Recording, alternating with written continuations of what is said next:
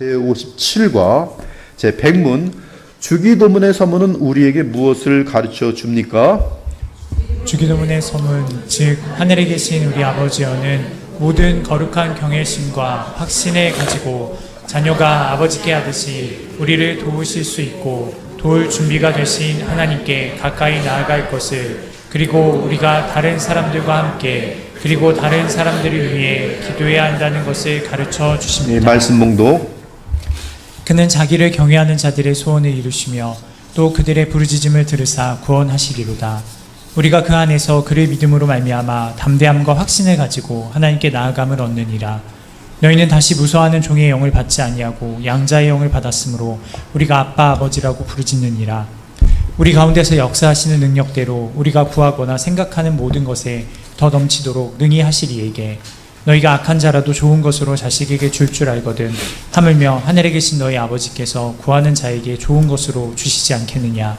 모든 기도와 간구를 하되 항상 성령 안에서 기도하고 이를 위하여 깨어 구하기를 항상 힘쓰며 여러 성도를 위하여 구하라. 3번에서 보면은 그 결론을 뭐라고 얘기하냐면, 악한 아빠라도 자식에게 좋은 것을 줄 줄 알거든 하물며 하늘에 계신 너희 아버지께서 구하는 자에게, 여기 좋은 것은 누가복음에선가는 바로 성령이라고 되어 있어요. 성령을 주시지 않겠느냐. 즉 하나님이 우리에게 주시는 최고의 가장 가치 있는 가장 위대한 기도 응답은 성령을 주심이, 성령. 그리스도의 영이세요. 주기도문의 이제 첫 번째인데 서문인데요. 서문에서 제일 중요한 것은 하나님과의 바른 관계, 하나님과의 바른 관계. 즉 아버지, 하늘에 계신 우리 아버지요, 하늘에 계신 지극히 높으신 경외하기에 합당하신 그분, 그런데 그분이 그리스도 안에서 우리의 아버지세요. 바로 아버지 되심, 나의 아버지 되심, 그것은 우리가 그분의 뭐가 됐다는 것입니까? 자녀 되었다는 거예요. 어떻게 자녀가 됩니까? 그리스도 안에서 영원하신 아들이신 그분을 머리로 할 때, 믿음으로 그분을 나의 왕으로 모실 때, 구주로 모실 때, 그분이 하나님의 영원한 독생자로서, 하나님의 아들로서 그분 안에서 우리는 양자가 되는 거예요. 그래서 양자로서 입양되어 하나님을 아빠, 아버지라고 부르는 것이죠. 즉 기도의 근원은 관계인데, 그 관계의 바탕에는 나를 위해 죽으신 예수 그리스도의 속량과 그분이 내게 보내신 성령으로 인하여 내가 그분을 믿음으로 인한 그리스도와의 연합이 하나님을 아버지라 부르면서 기도할 수 있는 기도의 바탕인 것이죠. 하나님은 우리의 아버지세요. 그렇다면 하늘에 계신 우리 아버지요라고 말은 무엇을 의미하는가? 이것은 아마도 대조를 통해 가장 잘 이해할 수 있을 것이다. 1. 이것은 하나님께서 우리가 그분께 다가갈 수 없을 만큼 멀리 떨어져 계시다는 것을 의미하지 않는다. 하나님이 멀다는 개념은 일반적인 거짓 종교의 특징이다. 예를 들어 이슬람교, 모하메드교를 보자. 이 종교에 따르면 알라는 하늘에 계신 하나님이다. 그러나 하늘은 너무나 멀기 때문에 알라는 사람을 국률이 여기지 않는다. 이슬람교 국가에 살고 있는 사람들은 인간에 대한 비참과 고난에 대해서 기독교가 우세한 나라에서 가지고 있는 태도를 가지고 있지 않다. 그곳 사람들은 문제가 발생하면 단지 그 문제들이 있어야 하는 것으로 생각하는 경향이 있다. 다른 말로 하면 그들은 운명론적인 태도를 가지고 있다. 그들은 알라가 그렇게 뜻하셨다, 원하셨다. 그들은 기독교인들과는 달리 다른 사람들의 필요를 돌보려는 노력을 하지 않는다. 그리고 그 이유는 알라가 사람들로부터 멀리 떨어져 있어서 사람들이 알라 신에게 닿을 수 없기 때문이라는 것이다. 그들이 선행을 하는 이유는 그 사람들을 사랑하기 때문이 아니라 내가 천국 가기 위해서 선행하는 거예요. 그들의 그 천국론은 이 저울이거든, 저울. 그래서 착한 일을 많이 해야지만이 이 천국을 들어갈 수 있는 것이. 그렇기 때문에 선을 행하지만 그들은 알라에 대한 동일한 그런 개념을 갖고 있기 때문에 알라가 사랑한다는 그 개념이 있기 때문에 그들도 사람을 사랑하지 않습니다. 그래서 그들은 이 알라를 믿지 않는 자들에 대해서 굉장히 저렇게 폭동을 일으키고 무서울 수 있는 것이, 여러분들 언제가 때가 되면 제가 그 이슬람에 대한 그 그들은 종교와 정치가 지금도 묶여 있어요. 그래서 그들은 곧 나라가 가는 곳만큼 동일한 종교가 가는 것이에요. 지금 이슬람 종교가 같이 갑니다. 그래서 종교와 그들의 정치는 묶여 있어요. 그리고 내부에 대한 모든 정치도 이 종교에 의해서 구조가 되어 있습니다. 지금 우리의 그 민주주의 그런 개념이 아니에요. 알라가 그것을 뜻하셨다. 그래서 그러나 이 같은 잘못된 개념은 기독교의 부패한 형태에서도 나온다. 이런 알라에 대한 그런 그릇된 신적 개념이 기독교에도 나온다. 기도할 때 하나님 아버지께 바로 나아가는 대신 로마 카톨릭은 마리아나 성인들 중 한 사람에게 나아가도록 가르친다. 이러한 주장은 우리가 우리 자신보다 하나님께 더 가까이 있는 어떤 사람을 통해서 간접적으로 간구할 때 하나님은 우리의 간구를 더 잘 들어주실 것이란 주장이다. 이러한 개념에서도 하나님은 우리가 다가가기에 불가능하지는 않지만 매우 어렵고 점점 더 멀어지는 분으로 생각된다. 반면에 성경적인 그리스도인은 이것이 완전히 잘못된 개념임을 알고 있다. 죄인이 회개와 믿음으로 주 예수 그리스도를 통하여 하나님께 나아갈 때 그는 하나님의 가족으로 입양된다. 그래서 그는 하나님의 다른 자녀처럼 아버지께 가까워진다. 그는 하나님의 어떠한 다른 성도처럼 그가 그리스도를 믿기 때문에 아버지께 직접 나아갈 권리를 가지고 있다. 기도에 하나님께 나아가는 최고 많이 반복되는 구절이죠. 그러므로 우리에게 큰 대지상 계시니 승천하신 이 곧 하나님의 아들 예수시라. 그러므로 우리는 국률하심을 받고 때를 따라 더욱더 은혜를 얻게 하여 은혜의 보좌 앞에 담대히 나아갈 것이니라. 다시 말해서 우리는 하나님께 나아가도록 명령을 받았다. 참된 기도는 멀리 떨어져 있는 알라에게 어떤 외침이나 마리아 찬거를 시작하는 것이 아니라 그리스도로 인해 만들어진 우리 아버지, 좋으신 아버지, 우리의 기원이라는 뜻이고 우리를 보호하신다는 분이시고 모든 것을 공급하신다는 분이시고요. 아버지. 그러나 동시에 우리 아버지께서 하늘에 계시다는 사실을 기억하는 것도 동일하게 중요하다. 그리고 하나님께 직접 다가갈 수 있는 권리는 우리가 그분께 나아갈 때 느껴야 하는 경외심과 존경을 결코 줄어들게 하지 않는다. 오늘날 주를 향한 경외심의 결핍은 매우 일반적이다. 실제 그렇죠. 이게 지금 1970년에 쓴 건데 지금도 더 심하지요. 하나님에 대해서 그렇게 경외심이 있지 않아요. 성령도 하나님이신데 성령에 대한 경외심, 성령에 대한 경외심은 거의 없는 것 같아요. 성령. 여러분 마음도 마찬가지. 성령 오를 때 경외심이 있습니까? 혹시 성령 찬송할 때 성령에 대한 경외심이 있습니까? 성령에 대한 경외심이 없다는 것은 지금 우리의 이 머릿속이 굉장히 지금 문제가 세속화됐다는 것을 뜻하고 있어요. 성령이란 단어를 쓸 때 하나님의 이름이거든요. 굉장히 두렵고 떨림으로 그 단어를 써야 돼요. 예수도 마찬가지고요. 하나님도 마찬가지고 여호와도 마찬가지고. 오늘날 주를 향한 경외심의 결핍은 매우 일반적이다. 얼마나 하나님을 향한 경외심이 없냐 하면 1970년대 이 윌리엄슨이 쓴 건데요. 어느 할리우드 여배우가 회심했다고 했다. 그리고 그녀는 하나님께 말하기 시작했다. 하나님은 큰 아빠 같아요. 저는 그분의 무릎에 앉아 그분의 목에 제 팔을 누르고 그분을 안을 수 있습니다. 자, 이런 간증을 하면 듣는 사람들은 너무너무 엄청나죠. 이처럼 우리 하나님을 친절한 늙으신 할아버지, 위층에 있는 사람 같은 분으로 말하는 것을 듣는다. 하나님을 사람의 수준으로 끌어내린 이러한 잘못된 경향은 전적으로 비성경적이다. 이사야 선자는 이렇게 말하였다. 그런즉 너희가 하나님을 누구와 같다 하겠으며 무슨 형상을 그에게 비기겠느냐. 예수께서 우리에게 하늘에 계신 아버지께 기도하라고 말씀하셨을 때 하나님이 우리의 아버지시더라도 여전히 지극히 거룩하신 창조주 하나님이시라는 사실을 기억하기를 원하셨다. 하나님은 우리에게 가까우시지만 여전히 우리를 훨씬 초월해 계신 분이다. 그분은 우리의 아버지시지만 또한 하늘에 계신 분이다. 그렇게 우리가 그분께 직접 다가가지만 신발을 벗고 그분 앞에 경외심으로 서야 한다. 여러분이 예수님에 대해서는 더 구체화됩니다. 하나님은 예수 그리스도를 통해서 우리에게 아버지시지만 예수님은 여러분과 결혼하신 신랑이에요. 진짜 신랑입니다. 영원한 신랑이에요. 여러분의 맏형이에요. 여러분의 머리입니다. 예수께서는 여러분을 친구라 그러셨어요. 친구. 예수님이 여러분 친구예요. 죄짐 맡은 우리 구주. 나의 친구라죠. 친구. 예수님은 살아계신 참사람 나사렛 예수님이에요. 그 인성으로서의 예수님은 달라요. 여러분이 그분께는 더 더 속삭거려도 돼요. 제가 아내와 속삭거리듯이 예수님께는 그렇게 해도 돼요. 그러나 예수님도 또한 동시에 그의 위격의 일치성 속에서 하나님의 아들이세요. 그러나 참 사람이. 여기서도 우리는 예수님에 대해서 너무나 친근하게 느끼셔도 되지만, 그러나 동시에 우리는 그분 하나님의 아들인 사실을 놓치지 않고 존중할 수 있어요. 하물며 그리스도를 통해 우리 아버지가 되신 하나님, 창조주 하나님, 그분에 대해서는 우리는 아버지와 같은 한없는 친근감을 느끼지만 또한 동시에 영원한 경외심을 놓쳐서는 안 되는 것이, 이 두 가지 진리가 동일하게 중요하다. 여기서 우리는 성경적 기독교가 두 가지 잘못된 극단을 피하는 것을 본다. 물론 두 가지 잘못된 견해를 혼합하는 것은 아니다. 그렇지 않다.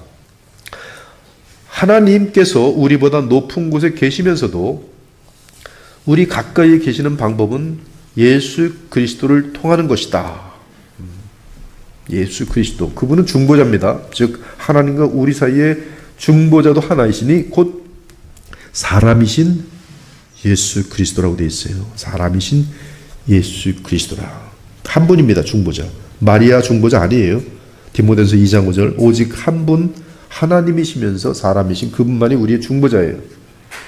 예수 그리스도는 하나님이시며 사람이시고 두 구별된 본성이시면서 한 위격이다. 여기 위격이라는 것은 펄슨이라는 뜻이에요.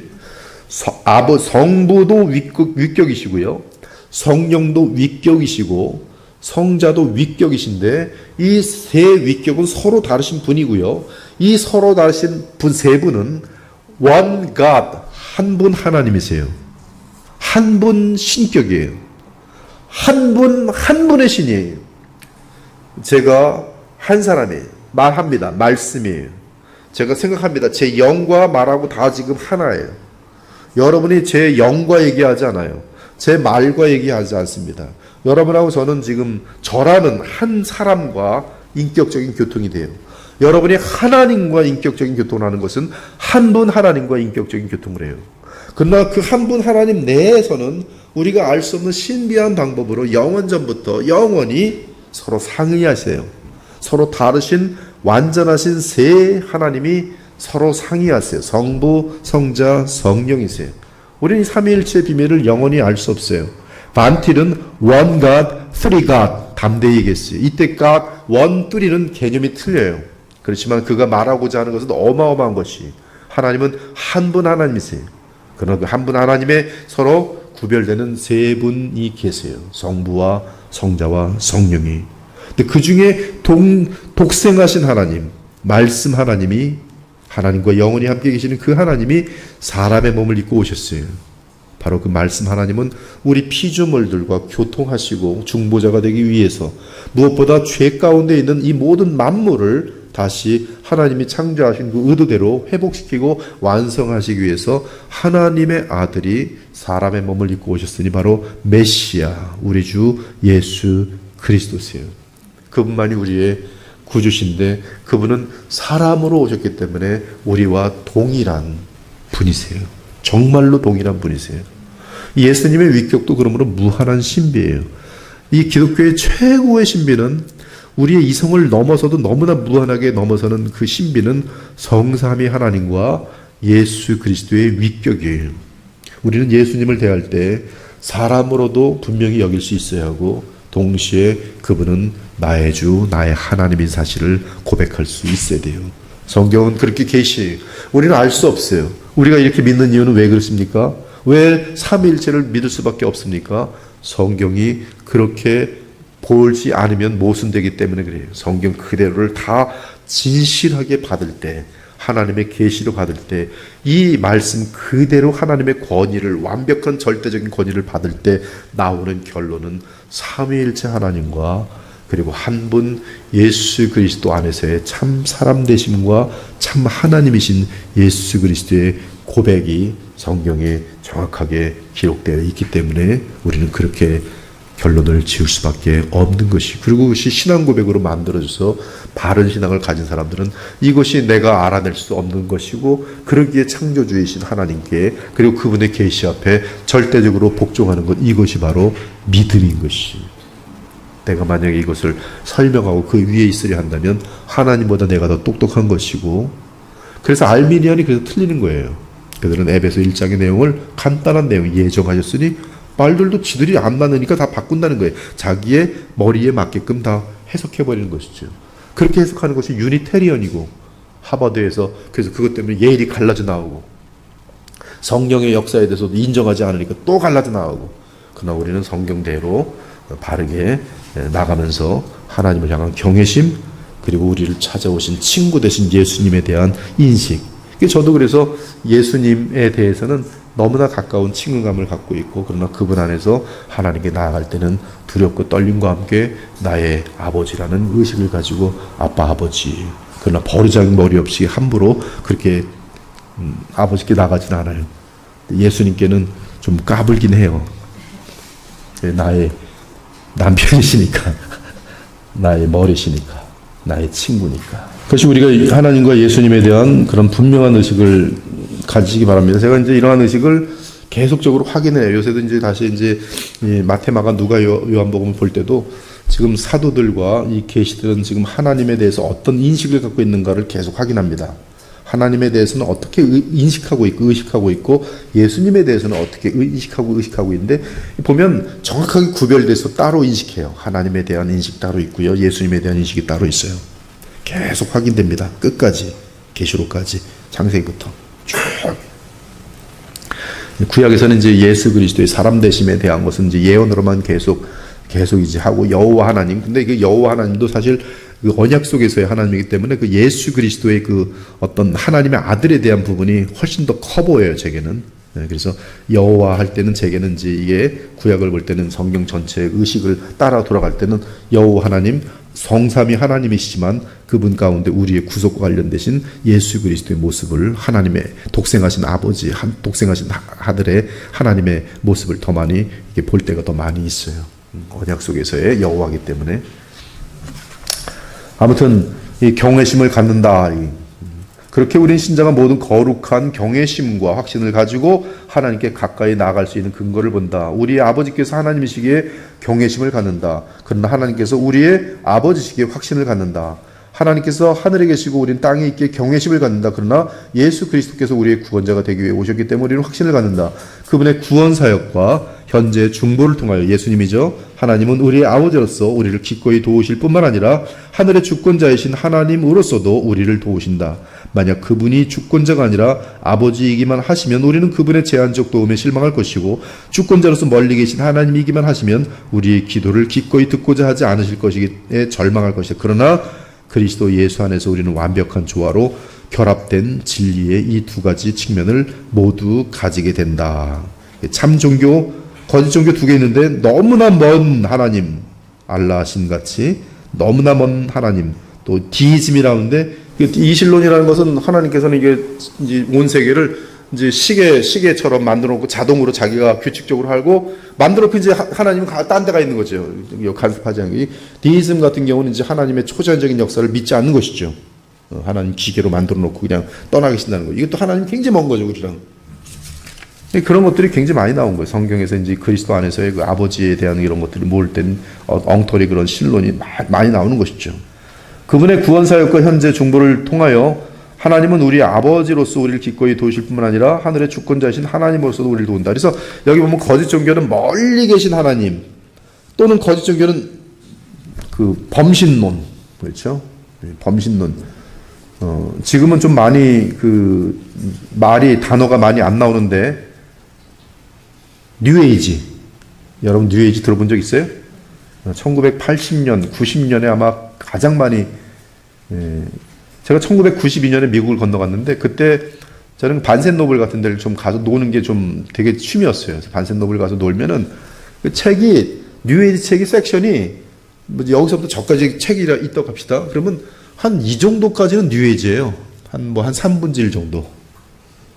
근데 1992년에 가서 이제, 그 뉴에이지 책에 보면은 하나님의 나라라는 책도 있어요. 막 이렇게 두꺼운데, 인도 힌두교인이 쓴 건데 하나님의 나라라고 써 있어요.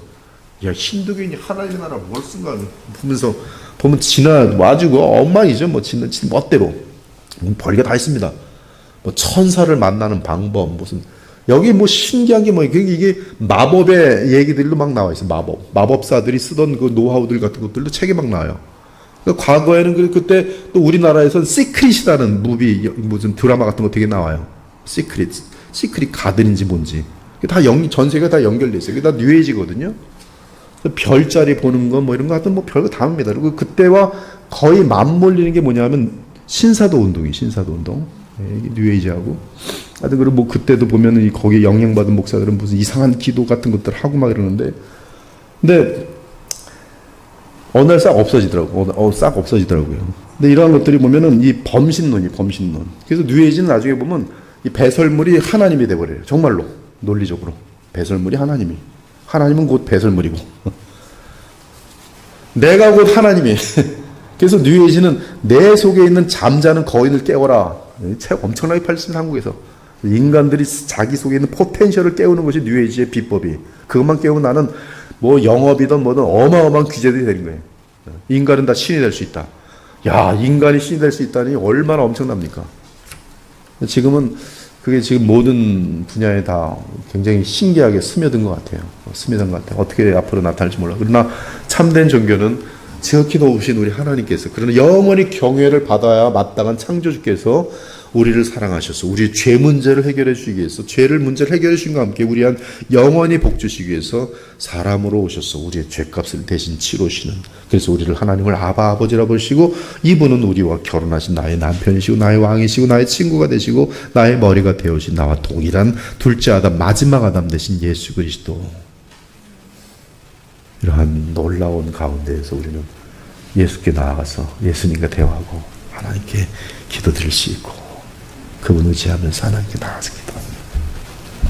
정중하게 너무나 감사하며 사랑하며 그러나 경외심을 놓치지 않고 우리의 모든 얘기들을 아를 수가 있는 것이, 그것이 바로 기도라고 할 수 있겠습니다. 기도하고 마치겠습니다. 하나님 감사합니다. 오늘 윌리엄슨을 통해 주신 소요리 문답에 주님이 가르친 기도문을 우리가 다뤘습니다. 하나님, 우리가 얼마나 참 세상에 대한 관심은 크면서도 말씀에 대한 관심은 작은지, 얼마나 우리가 기도를 잘못하고 있기에 예수님께서는 이방인들의 기도와 구별되는 주님이 가르친 기도를 가르쳤음에도 그 기도에 대한, 그 짧은 기도에 대한 관심도 또 놓쳐서 여전히 우리의 욕망과 이기심과 벗어나야 될 탐욕, 오히려 벗어나야 될 그 탐욕을 위한 기도를 드리면서 하나님을 윽박하고 하나님을 아첨하려 하는